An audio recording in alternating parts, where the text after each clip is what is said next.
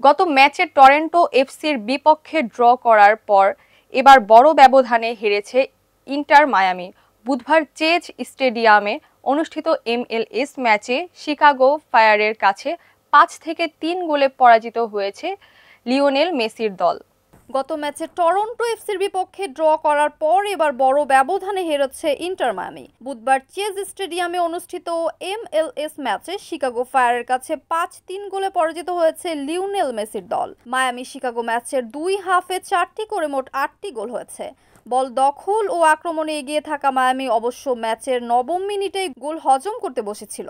D বক্সের ভেতরে প্রতিপক্ষ ফুটবলারের এক শট দারুণভাবে সেভ করেন মায়ামির গোলকিপার অস্কার উস্তারি। তবে বেশিক্ষণ দলকে গোল হজম থেকে বাঁচিয়ে রাখতে পারেননি উস্তারি।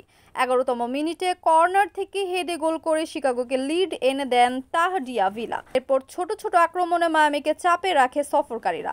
20তম মিনিটে মেসির ফ্রি কিক ঠেকিয়ে দেন প্রতিপক্ষের গোলকিপার। 31তম দ্বিতীয় গোল হজম করে মায়ামি।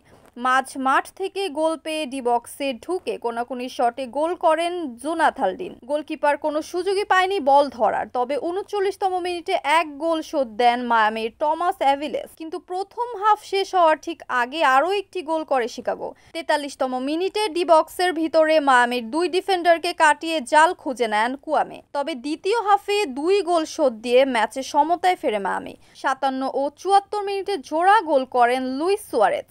প্রথমটি আসে রদ্রিগেজের অ্যাসিস্ট থেকে, আর পরের গোলের সহায়ক ছিলেন আলবা। তবে নির্ধারিত সময় শেষ হওয়ার আগে আরও 2 গোল হজম করে মায়ামি। 80তম মিনিটে জাস্টিন এবং তার 3 মিনিট পর ব্রায়ান গুতেরেস শিকাগোর বড় জয় নিশ্চিত করেন। 31 ম্যাচে 54 পয়েন্ট নিয়ে টেবিলের 6 নম্বরে মেসের Miami.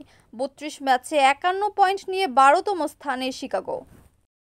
Kamruzzaman Kamrul, NAN TV news desk.